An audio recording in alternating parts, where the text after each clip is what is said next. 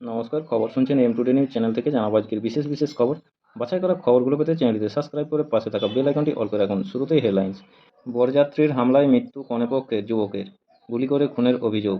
পোস্টারে ধাক্কা খেয়ে উল্টে গেল বাস, মৃত 1, জখম 32। ধীরে ধীরে বাড়ছে পারদ, ছুটির দিনে জানুন কলকাতার আবহাওয়ার হাল হকিকত। বার্নপুরে লোকালয়ে অগ্নিকাণ্ডের ঘটনায় চাঞ্চল্য, ফুল তুলতে গিয়ে সাপের কামড়ে মৃত্যু ছাত্রীর। ভারতের বিরুদ্ধে টসে জিতে ব্যাটিংয়ের সিদ্ধান্ত নিউজিল্যান্ডের। ৩৩ বছর পর ওড়িশার বিচে সমুদ্র থেকে উঠে এলো বিরল প্রজাতি। বেলুড় মঠে সাধারণ উৎসবে ভক্তদের ভিড়। পূর্ব বর্ধমানের গলসিতে গৃহবধূকে শ্বাসরোধ করে খুনের অভিযোগ। কলকাতা মেডিকেল কলেজের এমার্জেন্সিতে ঢুকে মারধর। উত্তরপ্রদেশে ফের সাংবাদিককে গুলি করে খুন, দিন কয়েক ধরেই হুমকি। বজবজ শাখায় সন্তোষপুর স্টেশনে আগুন। বিষ্ণুপুরের MIT মোড় এলাকায় বাস ও লরির মুখোমুখি সংঘর্ষ। দুর্ঘটনায় আহত অন্তত 25 জন শ্রমিক। ফাইনালের আগে চোট বিরাট কোহলির। যুবভারতীতে শিলজয় মোহনবাগানের। WPL বেঙ্গালুরুকে 226 রানের টার্গেট দিল উত্তরপ্রদেশ। নতুন কোচের নাম ঘোষণা করল কলকাতা নাইট রাইডার্স। আন্তর্জাতিক নারী দিবস উপলক্ষে মেদিনীপুর তৃণমূল মহিলা কংগ্রেস। জম্মু ও কাশ্মীরের কাটুয়াতে এক নাবালক সহ 3 জনের মৃতদেহ উদ্ধার। জলপাইগুড়ির ময়নাগুড়িতে মৌমাছি কামড়ে 5 বছরের শিশুসহ জখম। বাড়ি বাড়ি গিয়ে ভোটার তালিকা খতিয়ে দেখার কাজ করতে নির্দেশ। আপনারা শুনলেন এতক্ষণ আজকে শিরোনাম, আসবো বিস্তারিত খবরে। পোস্টারে ধাক্কা খেয়ে উল্টে গেল বাস, মৃত 1, জখম 32। অযোধ্যায় 27 নম্বর জাতীয় সড়কে ভয়াবহ দুর্ঘটনার কবলে পড়ল বাস, যার জেরে মৃত্যু হলো একজনের, পাশাপাশি জখম হয়েছেন আরও 32 জন। অযোধ্যা, 9 মার্চ 2025। অযোধ্যার 27 নম্বর জাতীয় সড়কে ভয়াবহ দুর্ঘটনার কবলে পড়ল বাস, যার জেরে মৃত্যু হলো একজনের, পাশাপাশি জখম হয়েছেন আরও 32 জন। জানা গিয়েছে, দুর্ঘটনার কবলে পড়া ডবল ডেকার বাসটি বিহার থেকে রওনা দিয়ে গোরখপুর হয়ে দিল্লির দিকে যাচ্ছিল। রাত 1টা 30 নাগাদ অযোধ্যার রুদলি কোতোয়ালি এলাকার ভেলসারের কাছে একটি পোস্টে ধাক্কা খেয়ে সেটি উল্টে যাওয়াতেই এই বিপত্তি বেঁধেছে। স্থানীয় সূত্রে দাবি, এতটাই ভয়াবহ দুর্ঘটনা ঘটেছে যে পোস্টারটি সম্পূর্ণ বেঁকে গিয়েছে। এছাড়াও বাসটিও পিছন দিক থেকে আলাদা হয়ে গিয়েছে। দুর্ঘটনার খবর পাওয়া মাত্রই ঘটনাস্থলে পৌঁছে পুলিশ দ্রুত আহতদের উদ্ধার করে CHC রুদলিতে ভর্তি করা হয়। সেখান থেকে 19 জনকে পাঠানো হয় অযোধ্যা মেডিকেল কলেজে।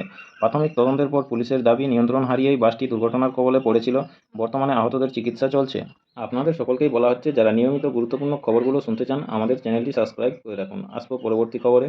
বিয়েবাড়িতে ধুধুমার, আনন্দ অনুষ্ঠান মুহূর্তে যেন বদলে গেল রণক্ষেত্রে। বিয়েবাড়ির অনুষ্ঠানে বরপক্ষের সঙ্গে কনেপক্ষের হাতাহাতিতে মৃত্যু হলো যুবকের। দুর্গাপুর, বিয়েবাড়িতে ধুধুমার, আনন্দ অনুষ্ঠান মুহূর্তে যেন বদলে গেল রণক্ষেত্রে। বিয়েবাড়ির অনুষ্ঠানে বরপক্ষের সঙ্গে কনেপক্ষের হাতাহাতিতে মৃত্যু হলো যুবকের। শেষ পর্যন্ত বন্ধ হয় বিয়েও, এমনকি গুলি চালানোর অভিযোগ করছে কনের বাড়ির পরিবার। গোটা ঘটনায় উত্তপ্ত দুর্গাপুরের নিউ টাউনশিপ থানার ভ্যাম্বে কলোনি। ঘটনাস্থলে হাজির হয় বিরাট পুলিশ বাহিনী। পুলিশ সূত্রে খবর, মৃত যুবকের বয়স 18। তিনি পাণ্ডবেশ্বর থানা এলাকার বাসিন্দা। ঘটনায় ইতিমধ্যে 3 জনকে গ্রেপ্তার করেছে পুলিশ। পরিবার সূত্রে খবর, বিয়েবাড়িতে বরাকর থেকে বরযাত্রী আসার কিছুক্ষণ পরই গান বাজনাকে কেন্দ্র করে অশান্তি শুরু হয়। বরপক্ষের লোক গান পরিবর্তন করার কথা বললেই তাতে রাজি হয়নি কনেপক্ষ, আর এরপরই শুরু হয় দুপক্ষের হাতাহাতি। অভিযোগ, এই হাতাহাতি ও ঝামেলার মধ্যে পড়েই কনে বাড়ির আত্মীয় যুবকটির মৃত্যু হয়। তাকে বরপক্ষের লোকেরা বেধড়ক মারধর করেছে বলে দাবি করা হয়েছে। কনের বাবার দাবি, যুবকটি আমাদের বাড়িতে এসেছিল, বরযাত্রী আসার পর তার উপর হামলা চালায়। আমি শুনছি তাকে গুলি করে খুন করা হয়েছে। আমরা শাস্তি চাইছি। এই ঘটনার জন্য মেয়ের বিয়েও বন্ধ হয়েছে। অন্যদিকে আসানসোল দুর্গাপুর পুলিশ কমিশনারেটের SCP দুর্গাপুর সুবীর রায় বলেন, কোনো গুলি চলেনি। একটি ঘটনা ঘটেছে, মৃত যুবকের বুকে কোপানোর চিহ্ন রয়েছে। দেখে বোঝা যাচ্ছে কোনো ধারালো অস্ত্র দিয়ে কোপানো হয়েছে। 3 জনকে গ্রেপ্তার করা হয়েছে। এই ঘটনার সঙ্গে আরও কেউ জড়িত আছে কিনা তা নিয়েও তদন্ত চলছে। প্রতিদিন নিয়মিত গুরুত্বপূর্ণ খবরগুলো শোনার জন্য আমাদের চ্যানেলটি সাবস্ক্রাইব করে রাখুন। আসবো পরের খবরে। কারখানার বহুতলের একাংশ ভেঙে মৃত্যু হলো এক কর্মীর। শনিবার দুর্ঘটনাটি ঘটেছে লুধিয়ানা। কারখানার বহুতলের একাংশ ভেঙে মৃত্যু হলো এক কর্মীর। শনিবার দুর্ঘটনাটি ঘটেছে পাঞ্জাবের লুধিয়ানায়। ঘটনায় গুরুতর জখম হয়েছেন 5 জন। তাদের স্থানীয় হাসপাতালে চিকিৎসা চলছে। স্থানীয়রা জানিয়েছেন, বহুতল ভেঙে পড়ার সঙ্গে সঙ্গে কেঁপে ওঠে গোটা এলাকা। লুধিয়ানার ডেপুটি কমিশনার যতীন্দর জারোয়াল বলেন, উদ্ধারের পর জখমদের দ্রুত স্থানীয় হাসপাতালে ভর্তি করা হয়। উদ্ধার কাজ শেষ না হওয়া পর্যন্ত ঘটনাস্থলে অ্যাম্বুলেন্স এবং মেডিকেল টিম মোতায়েন রাখার জন্য স্বাস্থ্য দপ্তরকে নির্দেশ দেওয়া হয়েছে। ফোকাল পয়েন্ট থানা এবং NDRF-এর কর্মীরা উদ্ধারের কাজ করছেন। এক স্যান্ডেলে মুখ্যমন্ত্রী ভগবন্ত মান জানিয়েছেন, লুধিয়ানায় কারখানা ভেঙে পড়ার খবর পেলাম, প্রশাসনকে দ্রুত ব্যবস্থা নেওয়ার নির্দেশ দিয়েছি। ধ্বংসস্তূপের নিচে যারা আটকে রয়েছেন তাদের দ্রুত উদ্ধার করা যাবে বলে আশা করছি। আপনাদের সকলকেই বলা হচ্ছে, যারা নিয়মিত গুরুত্বপূর্ণ খবরগুলো শুনতে চান আমাদের চ্যানেলটি অবশ্যই সাবস্ক্রাইব করে রাখুন। আসবো পরের খবরে। ভারতের মুখোশ খুলে দিয়েছি শুল্ক ইস্যুতে, ট্রাম্পের মন্তব্যে শোরগোল। শুল্ক ইস্যুতে একদিন আগেই ভারতকে ফের নিশানা বানিয়েছেন ডোনাল্ড ট্রাম্প। মার্কিন প্রেসিডেন্টের দাবি, অবশেষে ভারত শুল্কের পরিমাণ অনেকটাই কমাতে রাজি হয়েছে। ভারত বিশাল পরিমাণে শুল্ক চাপিয়ে রাখার সে দেশে মার্কিন পণ্য বিক্রি কঠিন হয়ে পড়েছিল। কুলভূষণ যাদবকে অপহরণে অভিযুক্ত। পাকিস্তানে গুলিতে খতম জঙ্গি নেতা মুফতি শাহ। ভারতীয় নৌসেনা প্রাক্তন কর্মী কুলভূষণ যাদবকে অপহরণে অভিযুক্ত পাক জঙ্গি নেতা মুক্তি। ইসলামাবাদ। ভারতীয় নৌসেনার প্রাক্তন কর্মী কুলভূষণ যাদবকে অপহরণে অভিযুক্ত পাক জঙ্গি নেতা মুফতি শাহ মীরাকে গুলি করে মারল দুষ্কৃতীরা। বালুচিস্তানের তুরবাতের বাসিন্দা মুফতি অবশ্য পাকিস্তানের ধর্মীয় নেতা হিসেবেই বেশি পরিচিত ছিলেন। শুক্রবার সন্ধ্যায় তিনি স্থানীয় একটি মসজিদে নামাজ পড়তে যান। সেখান থেকে বেরোনোর সঙ্গে সঙ্গে তাকে লক্ষ্য করে এলোপাতাড়ি গুলি ছুঁড়তে শুরু করে কয়েকজন দুষ্কৃতী। হাসপাতালে নিয়ে যাওয়ার পর মুফতিকে মৃত বলে ঘোষণা করা হয়। স্থানীয় প্রশাসন সূত্রে খবর, মুফতির মাথায় ও চোয়ালে গুলি লাগে। দুষ্কৃতীরা বাইকে চেপে এসেছিল, তবে তাদের পরিচয় জানা যায়নি। পাক গুপ্তচর সংস্থা আইএসআইয়ের হয়ে দীর্ঘদিন পাকিস্তানের বালুচিস্তান, ভারত ও আরও কয়েকটি দেশে জঙ্গি কার্যকলাপ চালিয়েছেন মুফতি। তাই তাকে কারা খুন করল তা নিয়ে জল্পনা শুরু হয়েছে। 2016 সালে ভারতীয় নৌসেনা বাহিনীর প্রাক্তন কর্মী কুলভূষণ যাদব ইরানে অপহৃত হন। অভিযোগ, আইএসআইয়ের নির্দেশে কুলভূষণকে অপহরণ করে ইরান থেকে পাকিস্তানে নিয়ে গিয়েছিলেন মুফতি।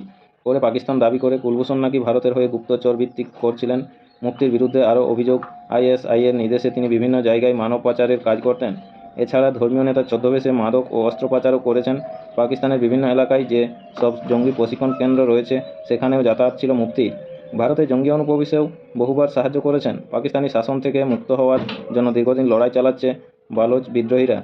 তাদের দমনের জন্য পাক সেনা পরিচালিত ডেথ স্কোয়াড এর গুরুত্বপূর্ণ সদস্য ছিলেন।